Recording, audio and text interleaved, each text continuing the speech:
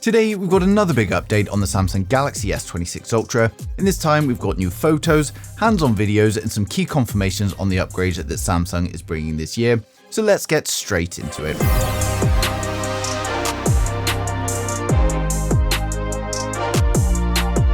So before we talk about the design, we need to start with one of the most interesting software upgrades because it's now fully confirmed.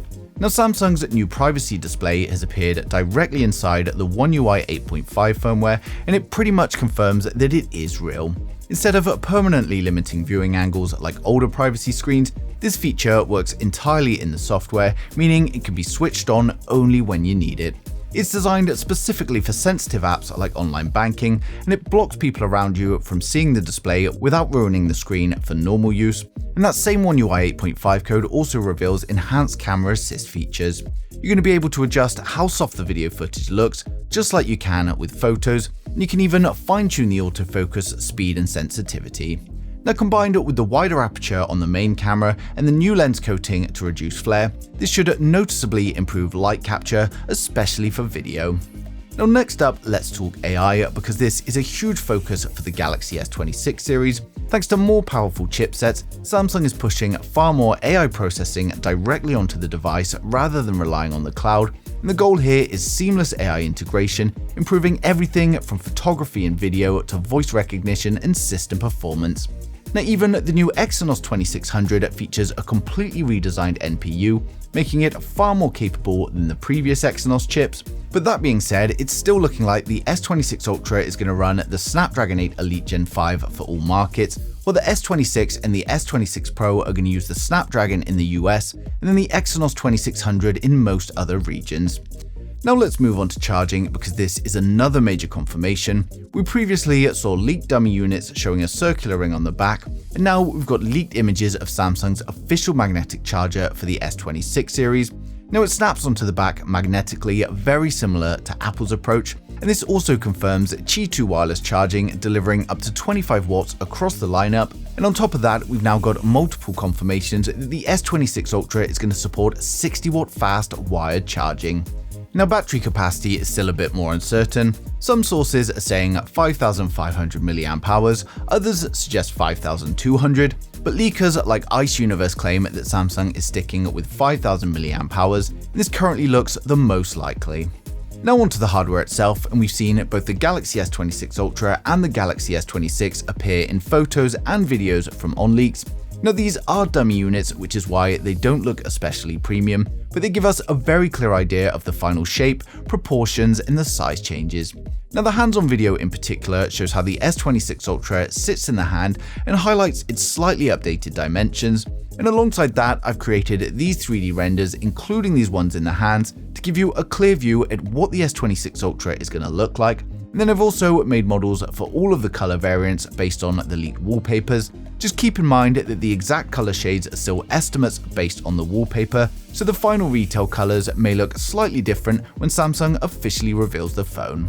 And now for some genuinely good news, and that's pricing. According to Ice Universe, Samsung plans to keep the same pricing structure as last year, with no increases across the whole Galaxy S26 lineup. And interestingly, this is also expected to apply to the Galaxy Z Fold 8 and the Flip 8 later on in the year.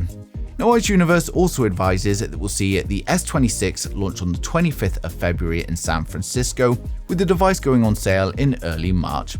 But for those excited, we're now going to run through the full specs, design, and the expected pricing of each model to help you guys decide which one is right for you. So hit subscribe now and we'll get right into it. So first up, we've got the standard Galaxy S26 Pro, which is coming with a 6.3-inch dynamic AMOLED display. We get a 120Hz display with HDR10 Plus and a resolution of 1080 by 2340, and it's going to be protected by Gorilla Glass Victus 3. We get a 12-megapixel punch-hole camera for the selfies, and then over on the rear it's a triple camera setup consisting of a 50-megapixel primary camera, a 12-megapixel ultra-wide, and a 12-megapixel telephoto. It's going to be powered up by the Snapdragon 8 Elite Gen 5 in some regions, with the Exynos 2600 globally, and it's coming with 12GB of RAM and up to 512GB of storage, which will be UFS 4. We get a 4300 mAh battery with 25-watt fast charging and 15-watt wireless charging, and of course it's going to come with 5G, Bluetooth 6, Wi-Fi 7 and ultra-wideband support, and it's going to be launching with One UI 8.5 based on Android 16, and it's expected to launch from $800 in January 2026. Next up, we've got the Galaxy S26 Plus, which is coming with a 6.7-inch dynamic AMOLED display. We get a 120Hz display with HDR10 Plus and a resolution of 3120 by 1440. It's going to be protected by Gorilla Glass Victus 3. We get a 12-megapixel punch-hole camera for the selfies, and then over on the rear it's a triple camera setup consisting of a 50-megapixel primary camera, a 12-megapixel ultra-wide, and then a 12-megapixel telephoto with 3x optical zoom. It's going to be powered by the Snapdragon 8 Elite Gen 5 in some regions, and then the Exynos 2600 globally, and it's coming with 12GB of RAM and up to 512GB storage. We get a 4900 mAh battery with 45-watt fast charging, and it will of course come with 5G, Bluetooth 6, Wi-Fi 7 and ultra-wideband support, and it's going to be launching with One UI 8.5 based on Android 16. It's expected to launch from around $1,000 in January 2026. Next up, we've got the Galaxy S26 Edge, and this may be coming later in 2026 if it's not pulled from the lineup altogether. And it's coming with a 6.7-inch dynamic AMOLED display with a 120Hz display with HDR10 Plus, a resolution of 1440 by 3120, and it's protected by Gorilla Glass Victus 3. We get a 12-megapixel punch-hole camera for the selfies, and over on the rear it's a dual camera setup consisting of a 200-megapixel wide-angle and a 50-megapixel ultra-wide. It's going to be powered by the Snapdragon 8 Elite Gen 5, and it's coming with 12GB of RAM and a choice of 256 or 512 storage, which will be UFS 4. And it's coming with a 4200 mAh battery with improvements to fast charging. And it will of course come with 5G, Bluetooth 6, Wi-Fi 7 and ultra-wideband support, and it's going to be launching with One UI 8.5 based on Android 16. And if it does get launched, it's coming later on in 2026 at a launch price of around $1,100.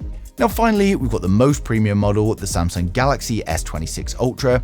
And the S26 Ultra is coming with a 6.9-inch dynamic AMOLED display with a 120Hz display with HDR10 Plus and a resolution of 1440 by 3120, and it's going to be protected by Gorilla Glass Armor 3. We get a punch-hole camera top center to house a 12-megapixel selfie camera. And then over on the rear, we've got a quad camera setup consisting of a 200-megapixel primary camera with an aperture of f1.4. We've got a 50-megapixel ultra-wide, a 50-megapixel periscope with 5x optical zoom, and then a 12-megapixel telephoto with 3x optical zoom. It's going to be powered by the Snapdragon 8 Elite Gen 5 in all regions, and it's coming with 12GB of RAM and 1TB of storage, which will of course be UFS 4. It's coming with a 5000 mAh battery with an upgrade to 60-watt fast charging and 25-watt wireless, and it will of course come with 5G, Bluetooth 6, Wi-Fi 7 and ultra-wideband support, and it's launching with One UI 8.5 based on Android 16. It is expected to launch from around $1,300 in January 2026. So overall, the Galaxy S26 series is shaping up to be a solid, well-judged refresh. Samsung isn't reinventing the wheel, they're refining what already works. Now the biggest visual change is going to be the updated camera module, which also gives Samsung more internal space, while the S26 Ultra gets slightly more rounded edges to improve comfort in the hand as well. Now because of how similar it is to the S25, most S25 owners probably won't feel the need to upgrade, and honestly, they just don't need to. But for anyone with an older Galaxy S device or anyone considering their first Samsung flagship, then the S26 lineup is shaping up to be a very strong option. Now we're getting closer and closer to launch now, and the leaks are only going to get bigger as we approach it, and I'm going to share everything as soon as it comes in, so make sure you subscribe so you don't miss a thing in the future.